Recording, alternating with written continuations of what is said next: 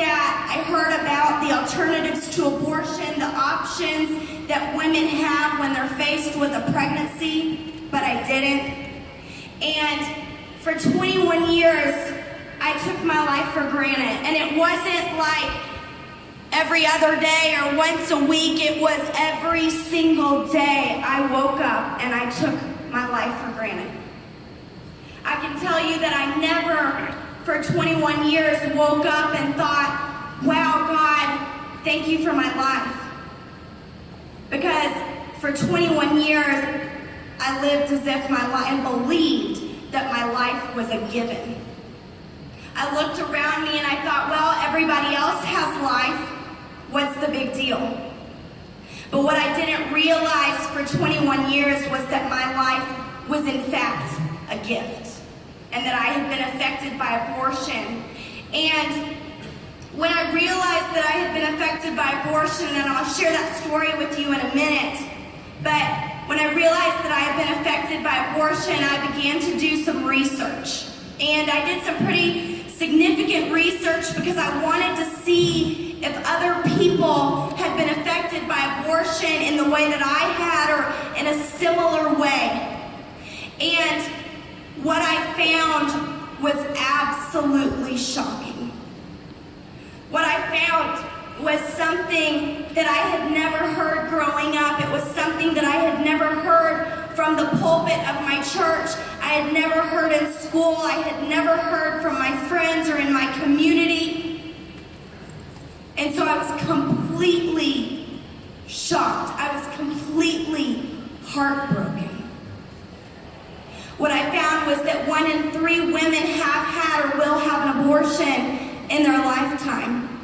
And when you break it, and that means 1 in 3 men as well have had an abortion in their lifetime, whether they know it or not.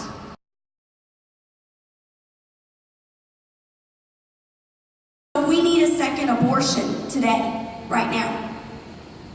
Well, by this point, my birth mother was now 6 months along in her pregnancy, which is an even later term abortion. And they told her that at this abortion facility, they didn't do that type of a late-term abortion, but that there was a man in Kansas who did do this type of an abortion. A man that did every type of an abortion that there was. And so they referred her to him. And my birth mother was driven through the night, and when she arrived at the abortion facility, she was laying down on the table, ready to have her second abortion. And the abortion doctor examined her, and he looked up at her, and he said, "Honey, I can't do it either." And the reason was because the sac that I was in when she was pregnant with me, it had been broken during that first abortion. And my birth mother had actually been leaking amniotic fluid for 4 weeks, which could have been fatal for my birth mother. And they said, "You are very close to delivery. You need to go on bed rest for the last few weeks of your pregnancy because your baby is very small, and this is very dangerous." And so my birth mother was driven back to her home state that same day, and her mother dropped her off at that adoption agency where Debbie was. My birth mother lived there for 2 weeks, and then she delivered me. When I was born, I weighed 3 pounds, 2 ounces. I was born 2.5 months early. My hips, both hips, were completely dislocated. My feet were turned in as club feet, and I was on life support. I had a harness on my hips, and I had casts on my feet for those 2.5 months that I was in the hospital when Debbie was the only one that came to visit me.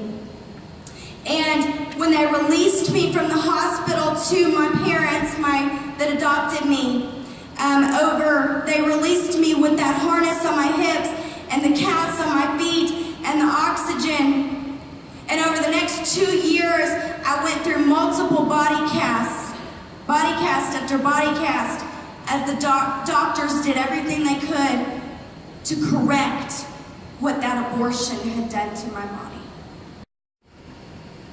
And so I'm so encouraged that you're here tonight, because tonight we can and we will do something. Because 1 in 3 is way too many. 1 in 3 is 1 in 3